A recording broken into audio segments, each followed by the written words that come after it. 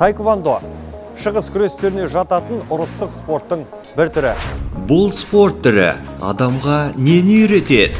Субординация, дисциплина, уважение, отношение к старшим. Вот это все идет вот с 4-5 лет. Таэквондо спорты жайлы ерекше сіз білмейтін мәлімет. Тоже спортсмен говорит, правша, левша. Нету таэквондо правша, левша.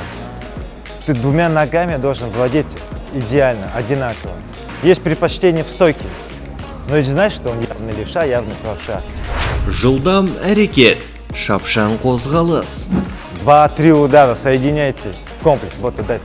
Раз. Еще можно. Во!